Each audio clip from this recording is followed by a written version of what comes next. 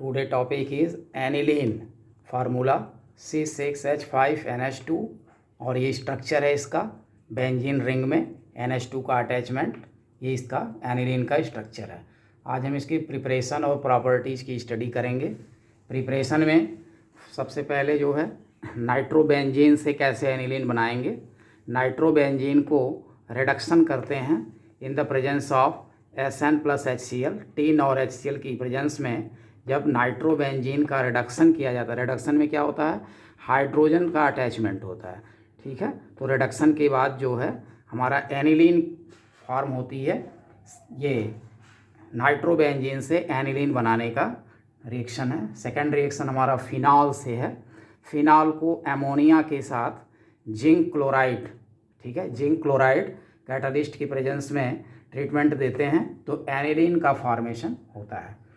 Next हमारा है C6H5CONH2 + Br2 + 4KOH। ये हॉफमैन ब्रोमामाइड रिएक्शन है, ठीक है। हॉफमैन ब्रोमामाइड रिएक्शन इसको बोलते हैं। तो इसमें आप देख रहे हैं कि C6H5CONH2 और ब्रोमीन और पोटेशियम हाइड्रोक्साइड के साथ ट्रीटमेंट दे रहे हैं तो एनिलीन का फॉर्मेशन हो रहा है। ये नेम रिएक्शन में भी आता है। नेक्स्ट हमारा है क्लोरोबेंजीन से हम कैसे बनाएंगे। C6H5Cl + NH3 अमोनिया के साथ ट्रीटमेंट देंगे in the presence of CO2O, ठीक है, कैटालिस्ट का वर्क करेगा और इस रिएक्शन के द्वारा जो है एनिलीन का फॉर्मेशन हो रहा है। ये हमारी प्रिपरेशन हो गई।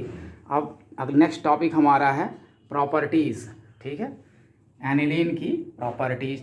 तो प्रॉपर्टीज हम नेक्स्ट टॉपिक हमारा है। तो प्रॉपर्टीज में फर्स्ट ऑफ ऑल जो है sulphuric acid concentrated sulphuric acid के साथ हम ट्रीटमेंट दे रहे हैं किसका, एनिलीन का, ठीक है। तो पहले ये मीडियम कंपाउंड बन रहा है NH2HSO4। ये एडिशन एक तरह से आप कह सकते हो कि साल्ट, ठीक है, साल्ट ये बना। फिर इसका हम हाइड्रेशन कर रहे हैं तो ये भी साल्ट ही है, ठीक है।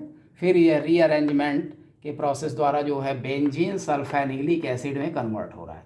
मीन्स क्या हुआ कि जब हम एनिलीन को कंसनट्रेटेड सल्फ्यूरिक एसिड के साथ ट्रीटमेंट देते हुए आगे की ओर बढ़ते हैं तो रीअरेंजमेंट के बाद जो है हमको बेंजीन सल्फेनिलिक एसिड प्राप्त होती है, ठीक है। नेक्स्ट रिएक्शन हमारा है एनिलीन का हम ब्रोमिनेशन कर रहे हैं, ठीक है। ब्रोमिनेशन करने पे क्या हो रहा है, आर्थो दोनों पोजीशन और पैरा पोजीशन पे, ठीक है, आर्थो दोनों पोजीशन और पैरा पोजीशन पे। तो हम इसको नंबरिंग भी कर सकते हैं 1 2 3 4 5 6, 1 2 3 4 5 6, ठीक है। तो क्या कर सकते हैं हम कि 2 4 6 ट्राई ब्रोमो एनिलीन कह सकते हैं। 2 4 6 ट्राई ब्रोमो एनिलीन का फॉर्मेशन हो रहा है।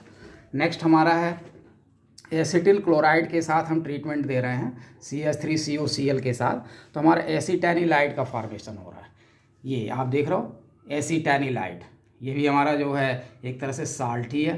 तो एसिटैनिलाइड और फिर एसिटैनिलाइड का जब हम ब्रोमिनेशन कर रहे हैं तो ये ब्रोमिनेशन आर्थो और पैरा पोजीशन पर अटैचमेंट हो रहा है और फिर इसका हम हाइड्रेशन कर रहे हैं तो हमारा आर्थो और पैरा ब्रोमो एनिलीन प्राप्त हो रही है, आर्थो और पैरा ब्रोमो एनिलीन, ठीक है।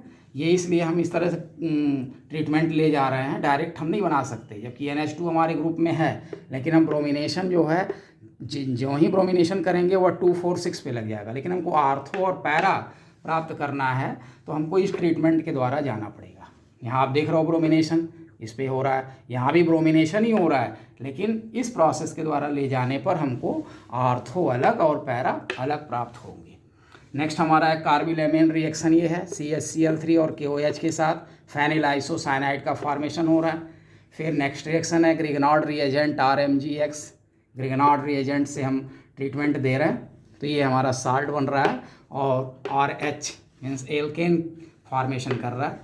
फिर नेक्स्ट ऑक्सीडेशन इसकी कई स्टेप्स में दिखाई जा रही है। ऑक्सीडेशन आप देख रहे हो बेसिक के MnO4 की प्रेजेंस में एजोबेंजीन का फॉर्मेशन हो रहा है। फिर एनिलीन का H2CrO4 की प्रेजेंस में ऑक्सीडेशन में पैराबेंजोक्विनोन का फॉर्मेशन हो रहा है। फिर एनिलीन को HOCl की प्रेजेंस में ऑक्सीडेशन में पैरा एमिनोफिनॉल का फॉर्मेशन हो रहा है। तो ये प्रॉपर्टीज़ हो गई हमारी किसकी, एनिलीन की। तो आप प्रिपरेशन और प्रॉपर्टीज स्टडी करके ठीक है सब्सक्राइब कर देंगे। थैंक